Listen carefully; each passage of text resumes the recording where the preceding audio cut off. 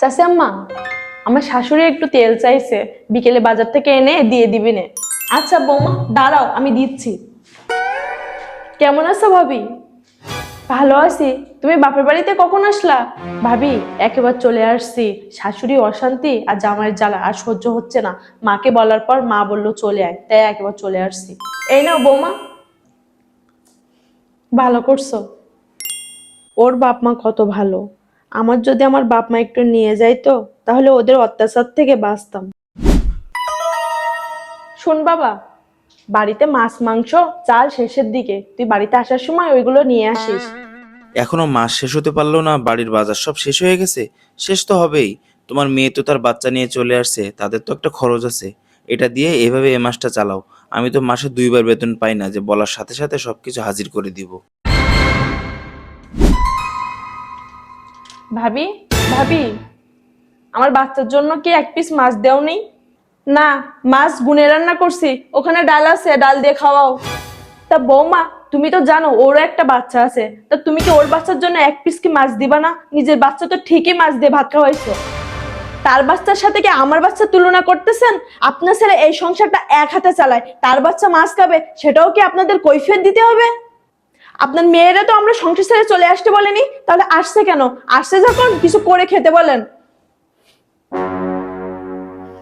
মা, আগে জানতাম শ্বশুরবাড়ির ভাতের মূল্য অনেক, এখন দেখতেছি তার চেয়ে মূল্য বাপের বাড়ির ভাতের। মা, আমার বাচ্চাটার 1 সপ্তাহ ধরে গায়ে জ্বর, বমি করতেছে, বাথরুম করতেছে, একটু ডাক্তার দেখানো দরকার। তুমি একটু ভাইয়ারে বলো না। আচ্ছা দাঁড়া, আমি দেখতেছি।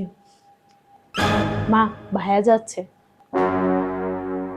কিরে বাবা, তুই বাইরে বের হচ্ছিস? দেখ না, তোর ভাগ্নিটা খুবই অসুস্থ, ওকে একটু ডাক্তারের কাছে নিয়ে যেতে হবে। দেখো মা, আমার কিছু বলবা না, আমার কাছে কোনো টাকা নাই। সবকিছুর প্যার আমার আর ভালো লাগছে না। দেখেন আম্মা, আপনার মেয়ে সবকিছু নিয়ে এত ঘ্যান ঘ্যান করবেন না আপনার ছেলের কাছে। তার মেয়ে অসুস্থ, তার শ্বশুরবাড়ির মানুষদের খবর দিতে বলেন। আমরা কি সারা জীবন তার মেয়েকে পালবো নাকি? আমাদেরও তো বাচ্চা কাচ্চা আছে, তাদের ভবিষ্যতের কথাও তো চিন্তা করতে হবে। ওদেরকে নিয়ে তো পড়ে থাকলে তো হবে না। দেখ মা, তোর কষ্টের কথা শুনে আমি তোকে এ বাড়িতে আসতে বলছিলাম, আসলে এটা বলাটা আমার ভুল হয়েছে। আসলে মেয়েদের আসল ঠিকানা তার শ্বশুর বাড়িতে। মানুষের স্বার্থে টান পড়লে সবাই রূপ বদলায়। তুই তো জামাইয়ের কাছে ফোন দিয়ে ক্ষমা চেয়ে ফিরে যা। তার বাচ্চার অসুস্থর কথা শুনলে তোকে ফিরিয়ে দিবে না। চলে যা মা এ বাড়ি থেকে।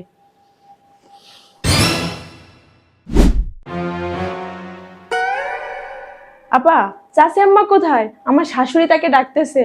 কি গো আপা, তুমি ব্যাগ গুছিয়ে কোথায় যাচ্ছ? শ্বশুর বাড়িতে চলে যাচ্ছি।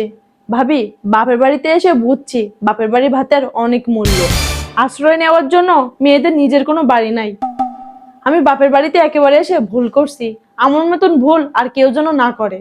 মেয়েদের অভিমান মানায় না, সবকিছু সহ্য করে মানিয়ে নিতে হয়।